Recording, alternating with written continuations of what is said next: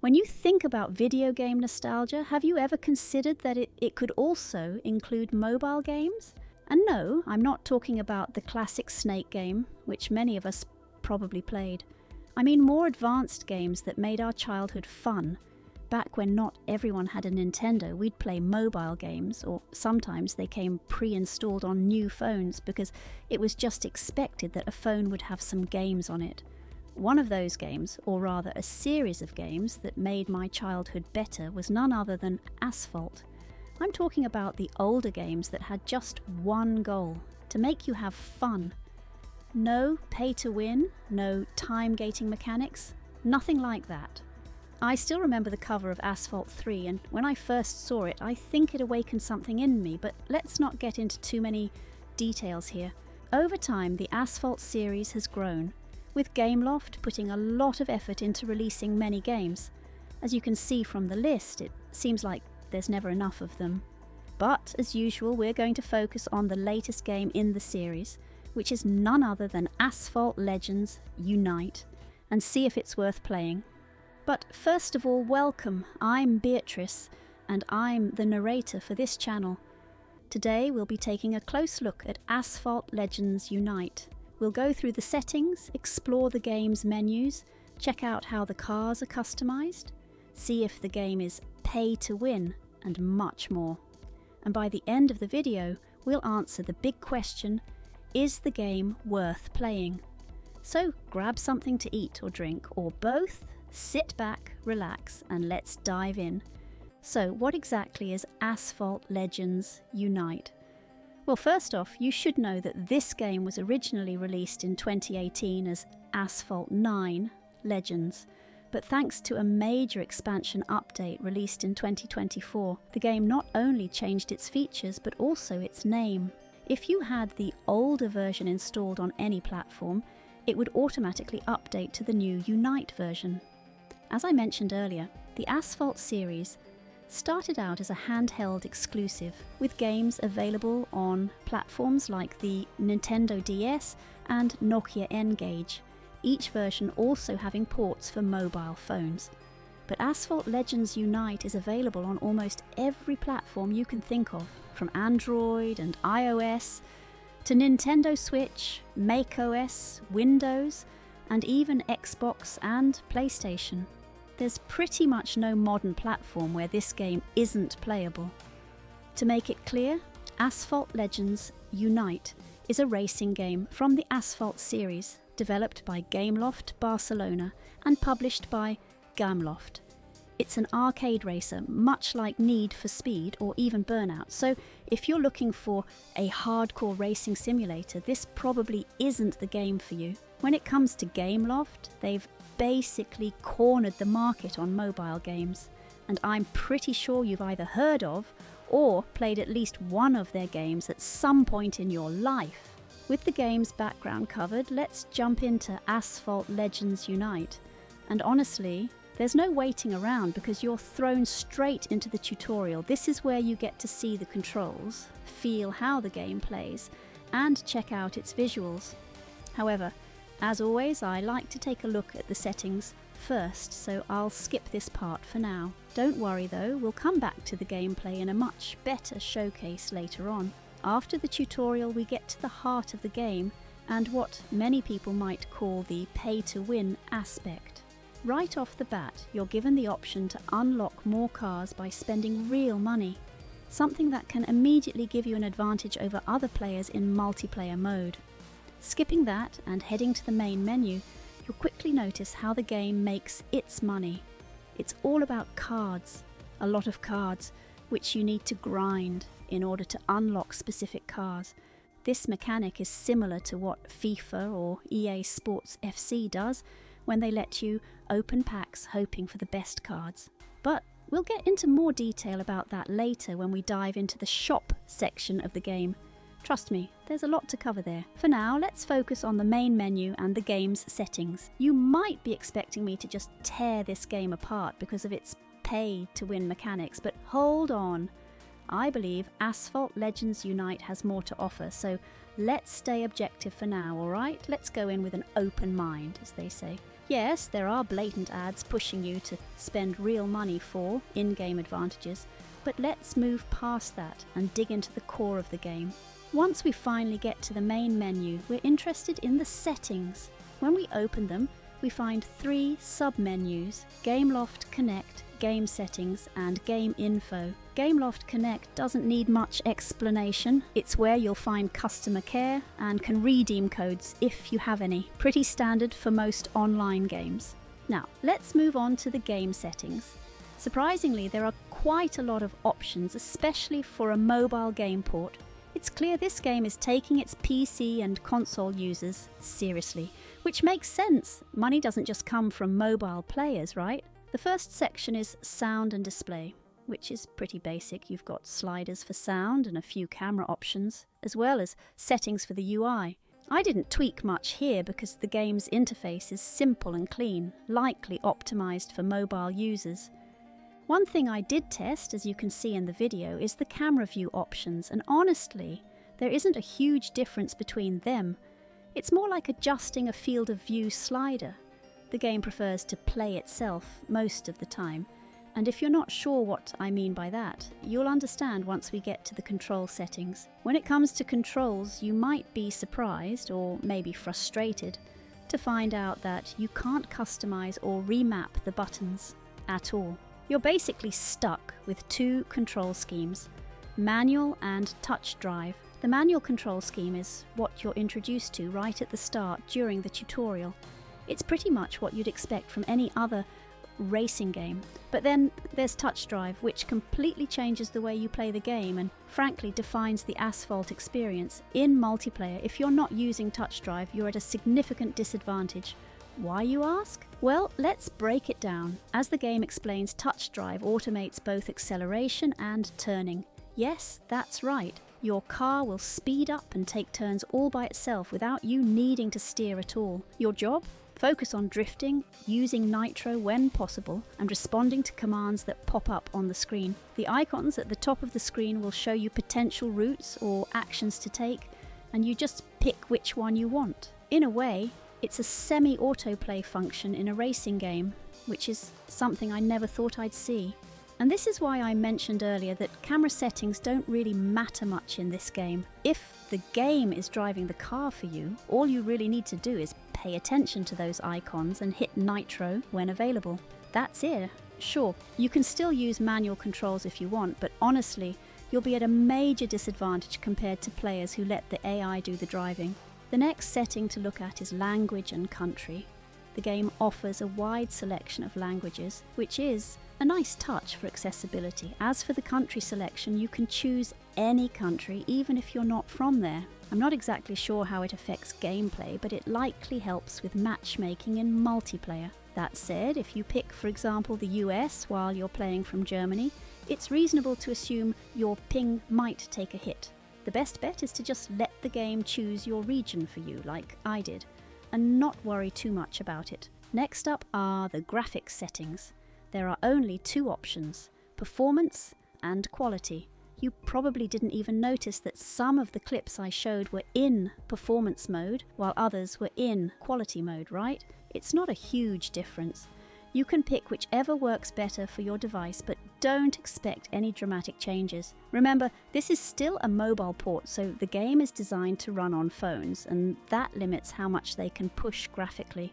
Then we have the tutorials, which we've already been through indirectly. After that, there is notifications, which seem to be connected to the parent info settings, maybe to limit how much premium currency a kid can buy. Finally, the general settings include options like crossplay and adaptive triggers. If you're on PlayStation, crossplay is turned on by default, but can be toggled off if you prefer. Personally, I leave it on because I hate waiting in long queues and just want to get into a game quickly. Before we dive into the other menus, let's quickly touch on the Game Info tab. Essentially, it's a news hub. Here you can stay up to date with what's new in the game, check out the privacy policy, terms of use, and other official information. Of course, this is also where you might ponder just how many cars you could unlock with your credit card if you were so inclined. I won't give you the answer, but if you're confident, feel free to share your guess. Now let's move on and explore the rest of the game. In the home section of the menu, we have 3 main tabs: Daily Goals, Garage, and Profile. Let's go through each one and explore what they offer. In the Daily Goals tab, you'll find your standard daily quests, similar to what you'd see in almost every online game. They help you earn rewards and level up your Battle Pass more quickly. Additionally, the Daily Goals tab offers in-game currencies, specifically tokens, which we'll discuss later. Besides the daily tasks, the Daily Goals section also includes challenges, which are permanent and account-wide. These don't rotate, so you can complete at your own pace without worrying about time limits. In the Garage tab, you'll find your car collection.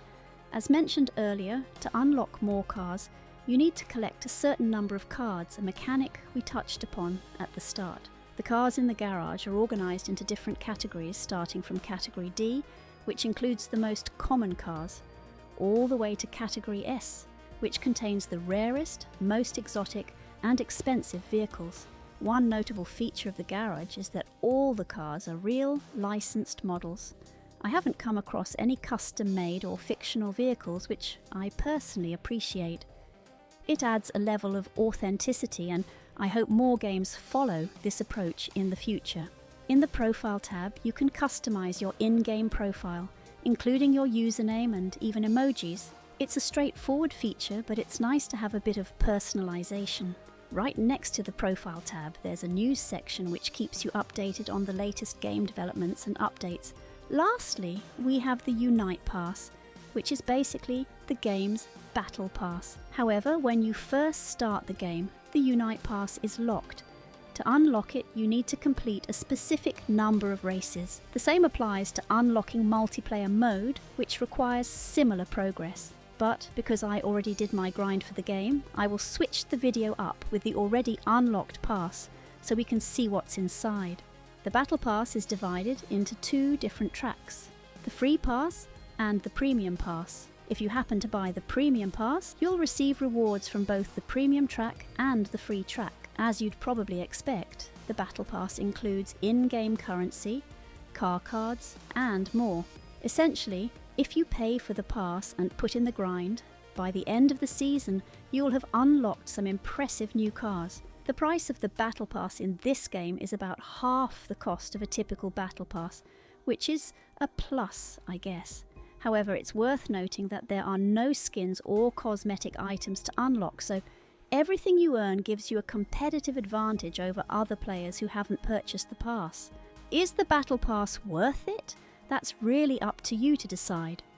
Up next are the daily events, which represent the game's limited time activities. This is where you'll likely spend most of your time once you're done with the campaign. The goal is to achieve the highest score possible and earn rewards. While the events are semi-free, meaning you don't need to purchase the Battle Pass to participate, there's still a bit of a grind involved. You'll need to collect flags, which means playing through the campaign for a while before you're able to access these limited time events. In addition to that, you'll also need tickets to play in these events, a type of stamina-like currency. If you run out, you'll be soft-locked until your tickets regenerate, or unless you want to spend in-game currency to get more. The rewards, however, do seem worthwhile, especially since some of them include B-class cars. But again, it's another game mode gated behind progression. Now, it's time to discuss career mode and take a look at the gameplay, right? You might also be wondering why I haven't mentioned the shop section yet.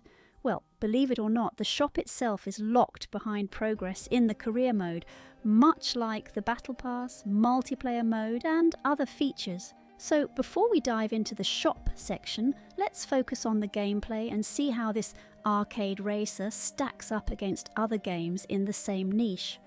Once in career mode, we can see that it's quite extensive, with some guaranteed car unlocks at the end. As the game mentions, this mode functions more like an extended tutorial.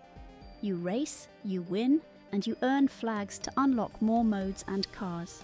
There are no cutscenes or storyline, just straightforward arcade races that sometimes take as little as 30 seconds to finish. Yes, they can be that short. But since we're here, let's talk about car customization.